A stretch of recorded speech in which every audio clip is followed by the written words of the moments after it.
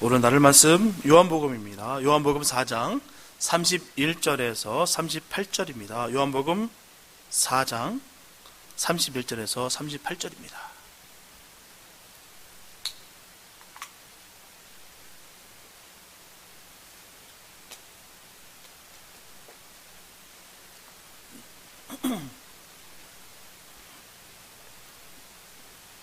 요한복음 4장 31절 38절입니다. 주님의 귀한 말씀 봉독회에 올려드립니다. 그 사이에 제자들이 청하여 가로되 랍비여 잡수소서. 가라사대 내게는 너희가 알지 못하는 먹을 양식이 있느니라. 제자들이 서로 말하되 누가 잡수실 것을 갖다 드렸는가 한데 예수께서 이르시되 나의 양식은 나를 보내신 이의 뜻을 행하며 그의 일을 온전히 이루는 이것이니라. 너희가 넉 달이 지나야 추수할 때가 이르겠다 하지 아니하느냐. 내가 너에게 이르노니 눈을 들어 밭을 보라. 희어져 추수하게 되었도다.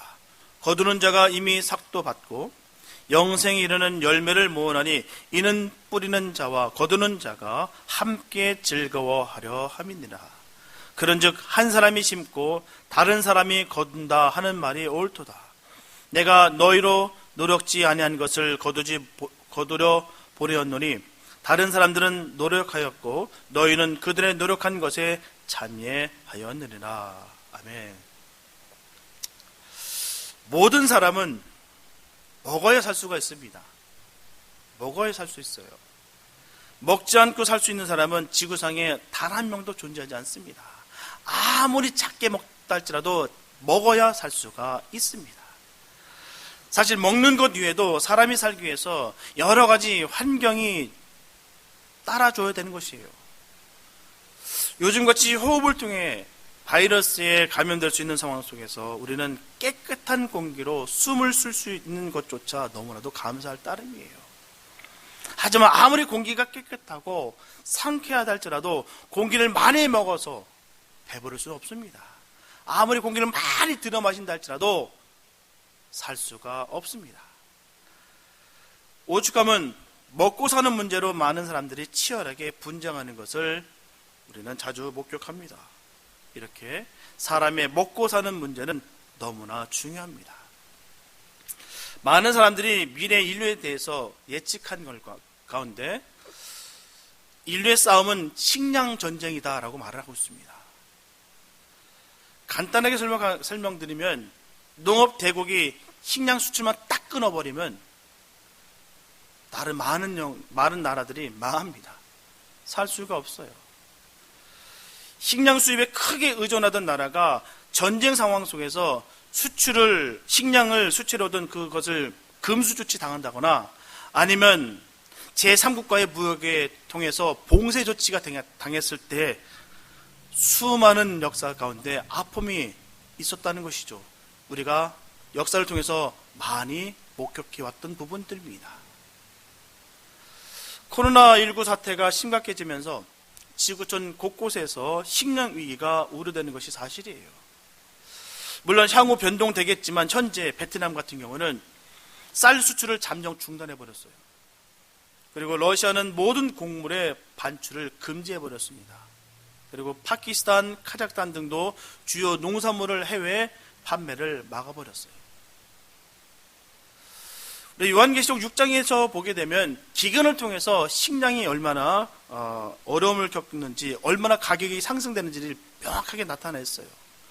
밀 한 대, 보리 석 대가 하루 품삯인 한 데나리온이라고 말씀하고 있습니다. 바로 하루 품삯을 말하는 것이에요. 우리 2020년 상반기 기준으로 볼 때, 한국 기준으로 볼 때 한 인부 임금이 1일 13만 8,290원이라고 합니다. 미국 돈으로 한 100불 정도 되는 것이에요. 100불 정도로 지금 밀 한 대, 보리 석 대 살 수 있다라고 하는 것입니다. 얼마나 그 기근을 통해서 식량값이 얼마나 급상승하고 있다는 것을 우리가 알 수가 있습니다. 사람이 먹지 않아도만 살 수만 있으면 얼마나 좋겠습니까? 정말 편리할 거예요. 먹지 않아도 우리가 살 수만 있다면 정말 불편함이 많이 사라질 것입니다. 요즘 같은 경우는 우리가 쉘터 인 플레이스로 삼시세끼를 집 안에서 해결할 경우가 너무나 많아요. 그래서 아침하면 설거지하고 바로 뒤돌아보면 또 점심 준비해야 돼요. 또 점심 먹고 또 설거지하고 나면 그대로 또 저녁 준비하고 이게 계속 돌아갑니다. 근데 문제는요, 우리 어린아이들이 문제예요. 아이들은 똑같은 음식 못 줘요. 2번 반복하면 안 먹습니다. 그리고 엄마들이 요새 계속 골치가 아파요. 뭘 먹여야 될지, 어떤 음식을 해야 될지 참 고민스럽습니다. 무엇을 먹어야 될지 참 고민스러워요. 근데 우리가 먹지 않는다고 한다면 얼마나 좋겠습니까? 그런 고민 안 해도 되니까. 그러나 결코 그런 일은 일어나지 않습니다. 왜냐하면 우리는 먹어야 살 수가 있기 때문이에요. 이처럼 먹는 문제는 우리 생명과 연관되어 있기 때문에 너무나도 중요하다는 것이죠. 그렇다면 살기 위해 먹는 것과 먹기 위해 사는 인생은 어떻게 다를까요? 사실 사람은 살기 위해서 먹는 존재입니다. 하지만 문제는 많은 사람들이 먹기 위해서 살아가고 있다는 것이죠. 이 말은 바로 목구멍이 포도청이라는 뜻과도 연결이 됩니다. 그래서 밥벌이를 위해서라면 어떤 험한 일일지라도 참고 살아야 된다는 내용이에요. 분명히 사람은 먹는 것만 해결되면 족할 줄 아는 다른 동물처럼 1차원적 존재가 아닙니다. 인간답게 살아가기 위해서는 먹는다고 하는 그 고차원의 문화적 존재라는 것이에요. 단순히 먹는 것에 풍족하고 만족하고 끝나는 것이 아니다라고 분명히 정의할 수가 있다는 것입니다. 그래서 예수님께서는 분명히 저희들에게 말씀하시기를 사람이 떡으로만 살 것이 아니라고 분명히 말씀해 주셨습니다. 인간은 육체적인 생명만이 아니라 정신과 영혼의 영원한 생명을 얻어야 한다는 의미로 말씀하신 것이에요. 예수님의 사람들은 주님으로부터 영원한 생명을 받은 사람들입니다. 그 맛을 아는 사람이에요. 그 생명의 맛을 아는 사람들이 바로 하나님의 사람들입니다. 바로 성도라는 것이에요. 그래서 주님께서 말씀하신 그 떡의 의미와 그 가치와 감격과 은혜를 너무나도 잘 안다는 것입니다. 하지만 오늘 본문에 나오는 제자들은 주님께서 말씀하시는 그 양식에 대해서 그들은 아직 몰랐다는 것이죠. 예수님께서 지치고 배가 고프심을 알고 먹을 것을 사러 동네에 들어갔다가 나온 제자들은 음식을 구해왔으나 예수님과 여인의 대화가 워낙 진지했으므로 끼어들 수가 없었습니다. 그리하여 대화가 끝나고 여인이 그 자리를 떠났을 때에 비로소 음식 잡수시기를 청했습니다. 분명하게 예수님께 대한 제자들의 동기와 의도는 너무나도 순수했어요. 너무나 좋았습니다. 바른 것이에요. 예수님께서는 아마 그들의 동기와 목적의 순수성을 매우 기뻐하셨을 것입니다. 그러나 그들은 주님을 위하려는 동기와 목적은 너무너무 순수했으나 주님의 뜻에서는 무지했다라는 것이죠. 그들은 단지 무엇을 드림으로써 예수님의 필요를 덜어드리려고 했고요, 만족시켜 드리려 했다는 것입니다. 단순히 드림으로 말미암아 그들은 진정으로 주님을 만족시켜 드릴 수 있는 것이 무엇인지에 대해서는 까마득하게 몰랐다는 것이에요. 오늘날에도 우리가 순수한 동기와 목적만을 갖는다면 그것 자체만으로도 주님을 기쁘게 해드릴 수는 있지만 주님께서 원하시는 일은 할 수가 없습니다. 따라서 우리는 순수한 동기와 목적 뒤에는 정확한 영적 지식을 가져야 될 줄 믿습니다. 하나님의 뜻을 헤아려 아는 분별력을 가져야 된다는 것이에요. 그리고 그 분별력을 가질 수 있는 길은 오직 하나님의 말씀뿐입니다. 하나님의 말씀을 바르게 알아야 바르게 행할 수 있다는 것이죠. 오늘 본문에서 예수님께서는 제자들에게 너무나 황당한 말씀을 하세요. 내게는 너희가 알지 못하는 먹을 양식이 있느니라 라고 하십니다. 시장하신 예수님께 양식을 사온 그들에게 있어서 너무나 이해할 수 없는 말이에요.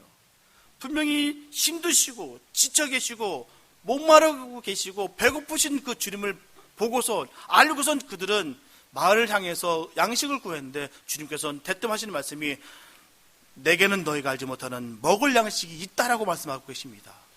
도저히 이들에게 있어서는 이해할 수가 없는 것이죠. 이런 예수님의 말씀으로 인해서 우리는 예수님께서는 우리와는 다른, 우리가 알지 못하는 분명한 양식이 있으셨음을 우리가 깨닫게 됩니다. 그러면 그 양식은 과연 무엇이며 그 양식을 통하여 주님께서 우리에게 주시고자 하시는 그 말씀은 무엇인지 함께 살펴보면서 은혜를 나누겠습니다. 첫째, 주님이 주시는 양식은 생명의 양식입니다. 본문 34절에 보게 되면 나의 양식은 나를 보내신 이의 뜻을 행하며 그의 일을 온전히 이루는 이것이니라. 여기서 양식이라는 헬라 원어는 브로마라고 되어 있는데요, 그 뜻을 보게 되면 음식물입니다. 다른 특별한 뜻이 아니에요. 정말 음식물이에요. 분명히 인간은 음식물을 먹음으로써 피로를 회복하고요, 힘을 공급받습니다. 또한 음식물은 사람에게 즐거움을 제공해요. 만일 음식물이 기쁨을 제공하지 못한다면 인간들이 매일 먹는 그 세 끼의 시간들은 고통입니다. 고난이에요. 아픔입니다. 그러나 먹는 일은 인간에게 즐거운 일이에요. 그래서 우리가 세 끼를 먹을 수가 있는 것입니다.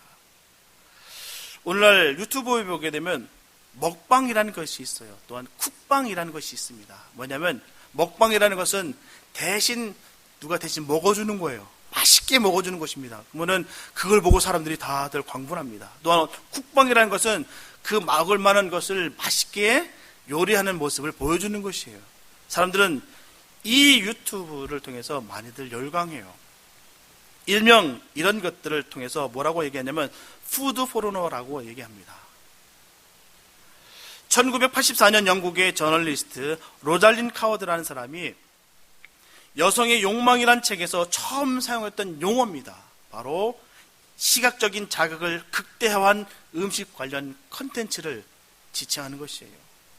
그래서 먹는 음식과 포르노라는 그런 자극적인 단어가 합성된 단어입니다. 영국 옥스퍼드대 연구에 따르다 보면 음식 사진을 본 뇌를 MRI 촬영한 결과 쾌락과 관련된 뇌부의 신진대사가 약 24%가 증가됐다고 봅니다. 음식 영상을 본 사람은 식욕을 일으키는 호르몬인 그렐린 농도가 높아진다는 이탈리아 나폴리대 연구가 있습니다. 자극적인 음식을 먹으면 뇌에서는 행복, 쾌락 호르몬인 바로 엔돌핀, 도파민 호르몬이 증가가 된다는 것이에요. 이때의 경험을 뇌가 기억하다 보니 맛있는 음식을 딱 보는 순간 그 기억이 튀어나오는 거예요. 그러면서 먹고 싶은 생각이 막 자극됩니다. 그로 인해서 식탐이 생기는 것이에요. 내가 저거 먹어봤는데 어떤 맛인지 내가 아는데 저것은 과연 어떤 맛일 거야라고 이렇게 생각이 계속 유추가 된다는 것이죠. 그로 말미암아 식탐이 생긴다는 것이에요. 그러므로 모든 인간은 삼시세끼를 즐겁게 먹고 또 식사 시간을 기다립니다. 또한 이 먹는 양식을 얻기 위해서 열심히 일을 하는 것이에요. 어떤 분이 그렇게 얘기하시더라고요. 부자의 기준을 잡는데 먹고 싶은 음식을 전혀 부담 없이 먹을 수만 있다면 부자랍니다. 너무 먹고 싶지만 가격에 대한 부담으로 먹고 싶어도 먹을 수가 없다라는 것이죠. 제가 아시는 분 중에 60대 후반에 거의 70대가 다 돼가시는데 배에 왕자가 있습니다. 식스팩이 있어요. 정말 운동을 열심히 하세요. 근데 그 이유를 물어봤어요. 근데 그 이유를 듣고 제가 깜짝 놀랐습니다. 그 열심히 운동하는 이유가 본인이 더욱더 늙어서까지도 맛있는 음식을 많이 먹기 위해서 열심히 운동한답니다. 그래서 이런 집념이 대단하구나. 먹는 거에 대한 집념이 강하다라는 것을 내가 알았습니다. 그 식스팩이 있어야 될 이유가 바로 맛있는 음식을 오래 먹을 수 있기를 바라는 마음으로 그렇게 한답니다. 음식을 별로 좋아하지 않으신 분들에서는 이해할 수 있는 부분이에요. 어떤 분들은 음식을 참 싫어하세요. 이렇게 먹는 것도 귀찮아하시고 분도 계시나 대부분의 사람들은 맛있는 음식을 먹는 것에 대해서 즐거워합니다. 그러나 이 양식은 인간의 육체만을 즐겁게 하고 만족시킬 뿐이지 인간의 영혼까지 만족시키는 것은 아닙니다. 인간의 영혼을 만족시키는 것은 하나님의 일입니다. 주님의 일을 봉사할 때 그 일의 성취라는 것이 바로 만족함으로 온다는 것입니다. 그렇다면 성도들이 영혼의 만족을 위해 이룰 바로 하나님의 일은 과연 무엇이겠습니까? 그것은 바로 우리가 예수 그리스도를 믿는 것입니다. 그것이 바로 영혼의 만족을 위해 중요한 일이 된다는 것이에요. 요한복음 6장 29절에서 예수님께서는 그 답에 대해서 명확하게 답변해 주셨습니다. 하나님의 보내신 자를 믿는 것이 하나님의 일이니라. 성경은 톡 부러져요. 딱 답이 나옵니다. 하나님의 일이 무엇일까? 예수님을 믿는 것입니다. 이처럼 믿음은 하나님의 선물이며 금보다 귀하다라고 성경은 분명히 전하고 있습니다. 그러나 이 귀한 일을 위해 성도가 전쟁하듯이 힘쓰지 않는다면 결코 이 믿음을 지킬 수가 없다는 것입니다. 디모데전서 6장 12절에 보게 되면 믿음의 선한 싸움을 싸우라고 분명히 말씀하고 있어요. 그리고 히브리서 12장 4절에서는 피 흘리기까지 죄를 대적하라라고 분명히 말씀하고 있습니다. 이렇게 성도는 믿음을 지킴으로써 주님께서 주시는 생명의 양식을 먹는 것이에요. 다른 것이 있는 것이 아닙니다. 온전히 주님은 믿음을 지킴으로 말미암아 얻어지신 거예요. 우리가 믿음을 지키는 게 얼마나 어렵습니까? 잃어버리는 건 너무너무 쉬워요. 믿음 지키는, 우리가 끝까지 지키는 것이 믿음을 지키는 것이에요. 오직하면 선한 싸움을 싸우라고 얘기했고요. 피를 흘리기까지 대적하라고 분명히 전하고 있습니다. 싸움이라는 것은요, 전쟁이라는 것은 설렁설렁 하는 것이 아닙니다. 설렁설렁 하는 싸움은 없어요. 세상 천지에 어느 군대든 설렁설렁 하는 싸움은 그 군대는 지게 되어 있습니다. 그러므로 영적 양식은 성도가 하나님의 일을 함으로 말미암아 하늘의 생명력을 받는 것이에요. 그냥 받는 것이 아닙니다. 내가 단순히 드림으로 끝나는 것이 아니다라고 분명히 우리가 말씀하고 있는 것입니다. 이를테면 음식을 먹음으로도 육신의 생명력을 얻음과 같이 성도는 하나님의 일을 참되게 할 때 영적 생명력을 받는 것이에요. 하나님은 주님의 일을 하는 자에게 하나여 이런 귀한 은혜를 넘치게 부어주십니다. 예수님께서는 오랜 여행을 하셨고요. 그리고 갈증과 배고픔을 느끼셨어요. 왜요? 인간의 육신을 입고 계셨기 때문에 그대로 우리처럼 느끼고 있었던 사실입니다. 그러나 사마리아 여인을 만나고요. 그녀를 회심시키는 동안 그 기쁨으로 인한 그것을 통해서 예수님의 모든 갈증과 피곤은 다 사라졌습니다. 그녀의 회심은 바로 예수님의 양식이 되었던 것이에요.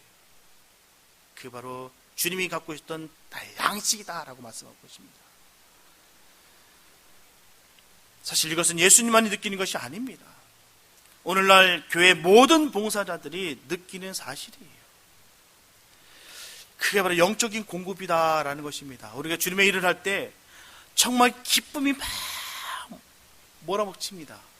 이 평안이 막 오고 기쁨이 막 쏟아지는 것이 바로 영적인 공급이에요.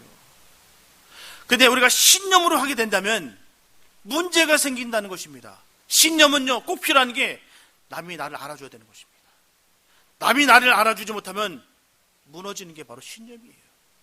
그러나 믿음은 다릅니다. 믿음이라는 것은 주님이 나와 함께하는 것을 믿고 주님이 나의 구주인 것을 믿기에 이 모든 것이 감사가 넘치게 됐습니다. 그렇기 때문에 끝까지 주님의 일을 감당할 수가 있다는 것입니다. 왜냐고요? 누가 강요해서 누가 시켜서가 아니라 너무 기뻐서 주님의 일을 감당하다 보니 주님께서 주시는 그 공급함이 있다는 것입니다. 그로 말미암아 내가 주님의 일을 감당할 때 내가 살아있다는 것이 느끼게 됩니다. 우리가 주님의 일을 감당할 때 순간적인 감정이 돼서는 안 됩니다. 모든 봉사자들이 궁극적으로 추구해야 될 진리예요. 말씀으로, 믿음으로 감당하는 것입니다. 예수님의 사람들은 하나님께서 주신 은사로 서로 협력하고 봉사함으로 교회를 세우고 견고케 하는 것입니다. 왜냐하면 교회는 그리스도의 몸입니다. 만물을 충만케 하시는 자의 충만이기 때문이에요. 이렇게 해서 하나님의 나라를 이루는 것입니다. 오늘 말씀처럼 저와 여러분들은 예수님의 양식을 삼아야 될 줄 믿습니다. 세상의 양식이 아니라 예수님처럼 하늘의 양식으로 기뻐하고 충만한 저와 여러분 되시기를 바랍니다. 주님께서 바라시는 게 그거였지 않습니까? 그것이 저희도 원하는 게 그거예요. 너가 갖고 있는 그 양식이 아니라 내가 갖고 있는 그 양식을 너와 함께 나눠 먹고 싶다라고 주님께서 말씀하십니다. 내가 비록 지금 육신이 정말 힘들고 내가 어렵다 할지라도 내가 한 영혼을 거듭내는으로 말미암아 그 얻어지는 그 기쁨으로 말미암아 내가 그 양식을 내가 먹었다. 너희들도 그렇게 양식을 나눠 먹자. 우리 주님의 귀한 말씀입니다. 제자들은 단순히 주님께 양식을 건네드리면 다 됐다라고 했습니다. 순수하게 드렸어요. 맞습니다. 순수하게 드렸어요. 그러나 주님께서 하시는 말씀이 나의 양식이 따로 있다라고 말씀하셨습니다. 그 양식을 서로 얻어먹는 우리 모두가 되시길 바랍니다. 영혼을 생각하고 그 영혼을 위해 기도하며 이 땅의 양식이 아니라 하늘의 양식을 바라보는 믿음의 눈을 가지시게 되시기를 예수님의 이름으로 축복합니다. 둘째, 주님을 기쁘게 해드리는 것보다 기쁜 일은 없습니다. 본문 35절에 보게 되면 너희가 넉 달이 지나야 추수할 때가 이르겠다 하지 아니하느냐 내가 너에게 이르노니 눈을 들어 밭을 보라 희어져 추수하게 되었도다. 이 말씀은 제자들의 육적인 지각과 예수님의 영적인 지각을 아주 극명하게 드러내는 말씀이에요. 여기서 너희가 넉 달이 지나야 추수할 때가 이르겠다라는 말씀은 파종에서 추수까지는 최소한 4개월이 필요한 것처럼 무슨 일이든 시작하여 결실을 내려면 시간이 필요하다라는 말씀입니다. 그런 뜻이에요. 분명히 예수님은 사마리아 제망을 두고 하신 말씀으로 보이는데 제자들이 볼 때는 사마리아인의 구원은 먼 훗날의 이야기로 그렇게 느껴졌다는 것입니다. 제자들이 보는 시선에서는요, 정확하게 본 거예요. 인간적인 눈으로 봤을 때는 정확하게 봤습니다.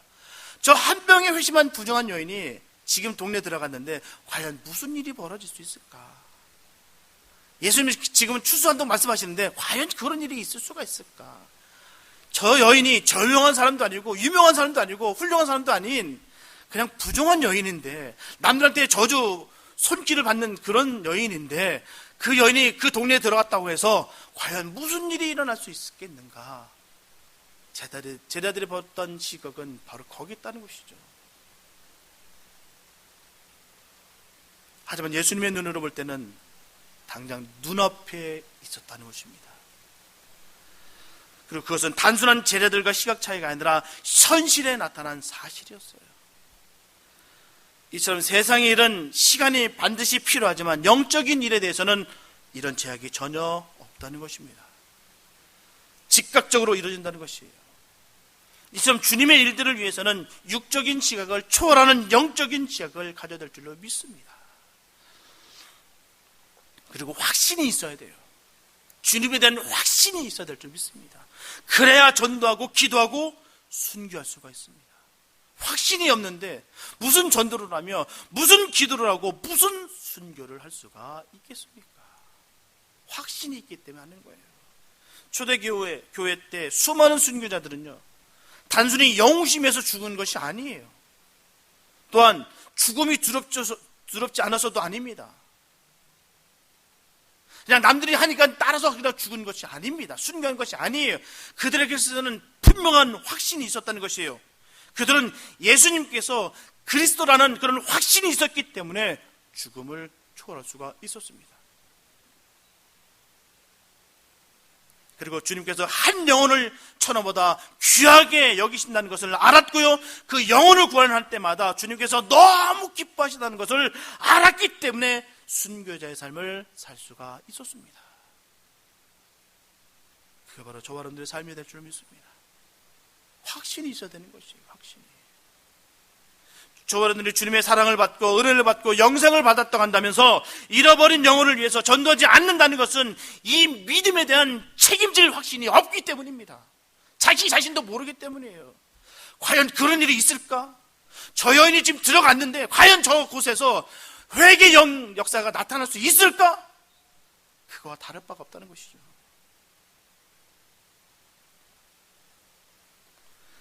내가 정말 지금 교회는 다니고 있는데 과연 정말 구원의 역사가 있을까?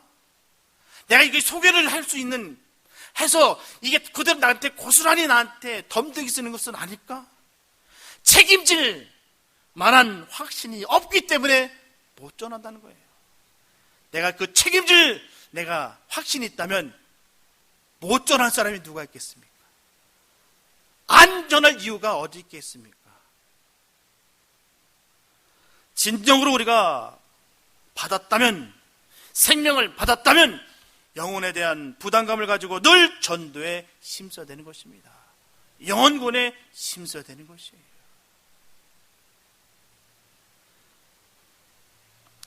본문 36절에 보게 되면 거두는 자가 이미 삭도 받고 영생이 이런 열매를 모으나니라고 말씀하겠어요.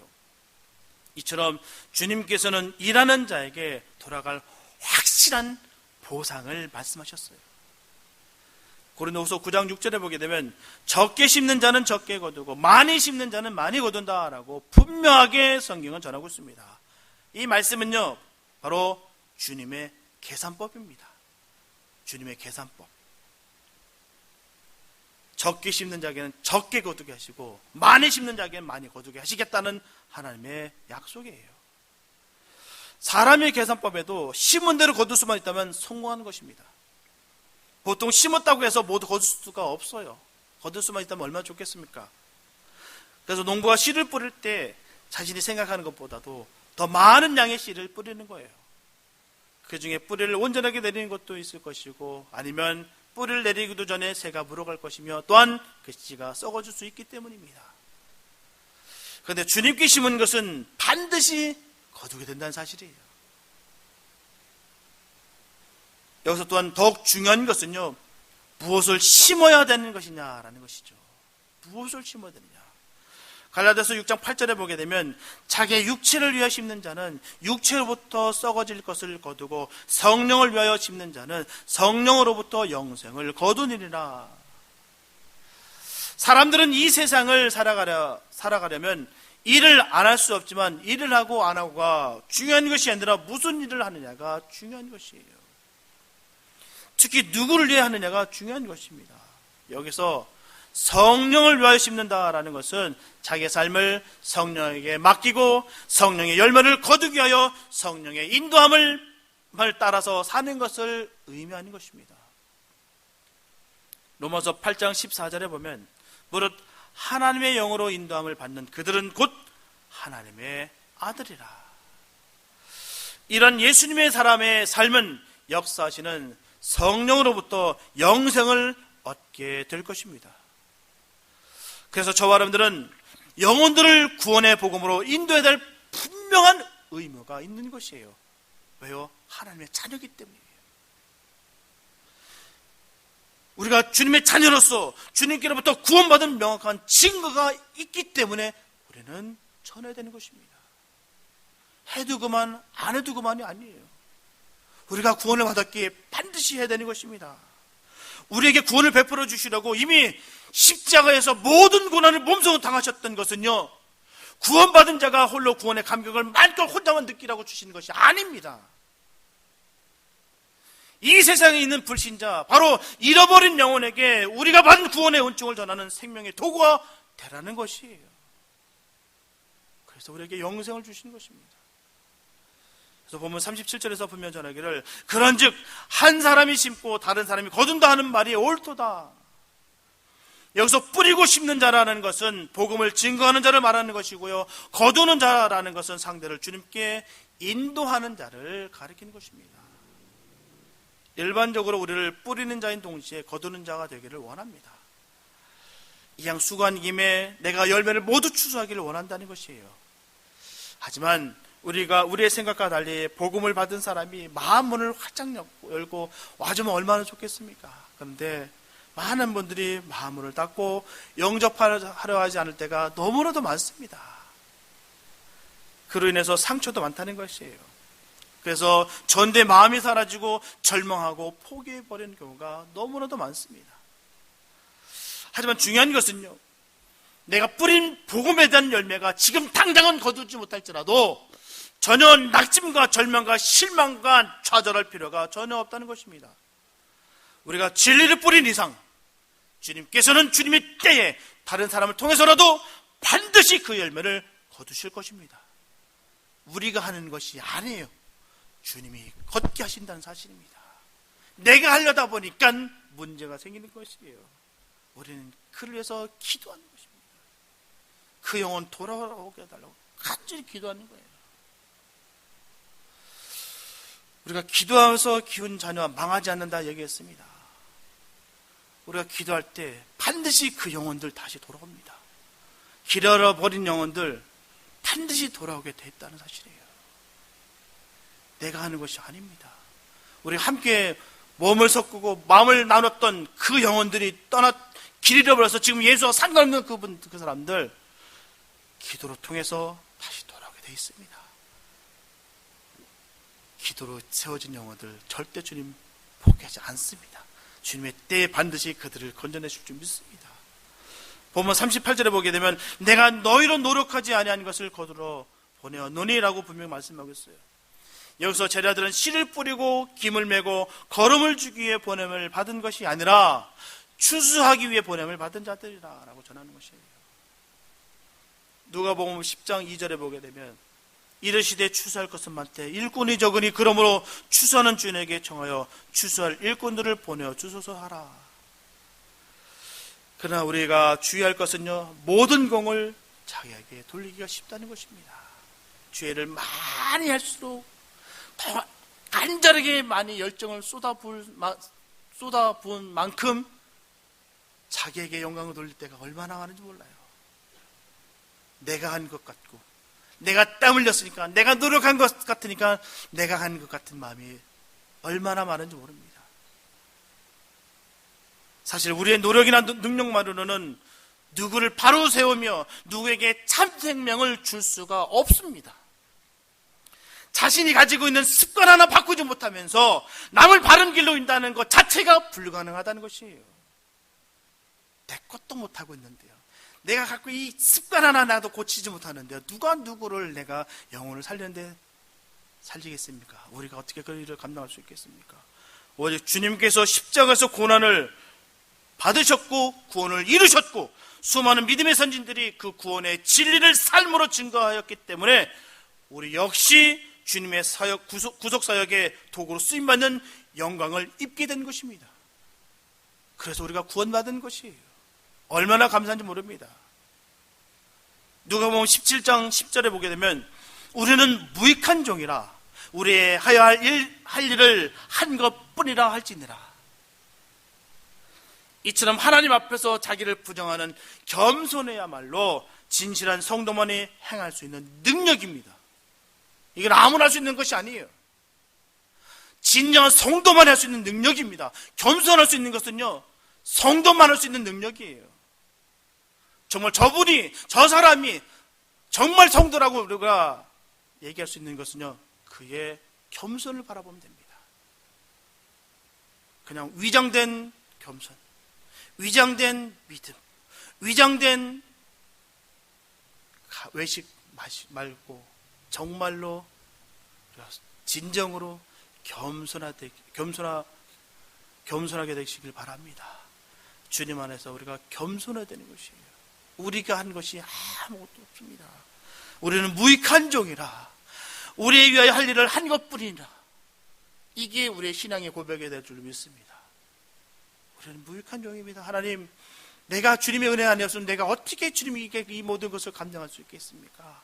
내가 어찌 이 자리에 설 수가 있겠습니까? 영원히 멸망을 받을 수밖에 없고 영원히 죽을 수밖에 없는 우리가 주님 아니면 어떻게 우리가 이렇게 설 수가 있겠습니까? 라고 믿음의 고백할 수 있는 진정한 성도의 능력을 갖게 되시기를 바랍니다. 이게 능력이에요. 내가 어떤 기적을 나타내고 어떤 엄청난 일들을 했다는 것이 중요한 것이 아니라 이 모든 것이 다 주님으로부터 이루어졌다는 것을 인정하는 것, 전하는 것, 겸손한 것, 이것이 바로 성도의 능력입니다. 우리 모두 그런 능력자 되시길 바랍니다. 이런 능력이야말로 성도들에게 승리의 무기가 되는 것이에요. 신앙 성숙의 기반이 된다는 것을 반드시 기억하시기 바랍니다. 그러므로 우리는 복음을 뿌리거나 그 열매를 거두러 하기 전에 먼저 진리로 우리의 삶을 살아가게 되시기를 바랍니다. 분명한 것은 진리로 살기 전까지는 진리를 뿌릴 수도 열매를 거둘 수도 없을 뿐만 아니라 진정한 성도가 될 수도 없습니다. 이처럼 주님을 위해 일하는 자는 자신은 아무것도 아니라는 그 사실을 알아야 된다는 사실이에요. 저와 여러분들은 주님의 일에 대해서 최선을 다해 감당해야 될 줄 믿습니다. 또한 주님이 함께하지 않는다면 절대로 안 된다는 것을 인정하며 겸손하게 믿음을 지켜야 될 줄로 믿습니다. 그래서 우리의 관심은 주님께서 기뻐하시는 일에 있어야 되는 것이에요. 바로 땅의 것에 관심을 두는 것이 아니라 하늘의 것에 관심을 갖게 되시기를 바랍니다. 사랑하는 성도 여러분, 세상 사람들은 이 땅의 삶을 중심으로 살아가고 있습니다. 이 땅에서 영광을 구하면서 살아가고 있다는 것이에요. 그렇기 때문에 먹고 사는 것에만 관심이 있습니다. 그래서 탐심과 욕심 가운데서 살아가고 있다는 것이에요. 자신의 삶이 잘 채워지고 부족함이 없이 넉넉하게 살면 그것이 영광된 삶이라 생각합니다. 그런데 예수님의 사람들의 시선은 이 땅에 머물러 있어서는 안 됩니다. 참된 영광은 이 땅에 있지 않습니다. 우리들은 이 땅에 있을 때 하나님께 영광을 돌리는 삶을 살아야 될 줄 믿습니다. 비록 이 땅에 내가 거하고는 있사오나 이 땅에서 영생을 마치는 것이 아니라 천국 백성으로서 하나님의 자녀로서요 우리가 거룩한 구별된 삶을 살아야 될 줄로 믿습니다. 우리 주님은 지금도 갈증을 느끼시고 지금도 배고파하십니다. 그 영혼 하나하나를 건져낼 때마다 주님은 기뻐하시고 그 양식이 나타나는 것이에요. 주님이 배가 고프지 않았다라고 그 제자들에게 말씀하셨던 것처럼 우리를 바라보면서 내가 너를 보면서 내가 배가 고프지 않았다라는 그런 칭찬 듣게 되시기를 바랍니다. 그래서 마지막 그날까지 우리가 최선을 다해서 주의 영광 돌리는 복된 삶이 되시기를 바랍니다.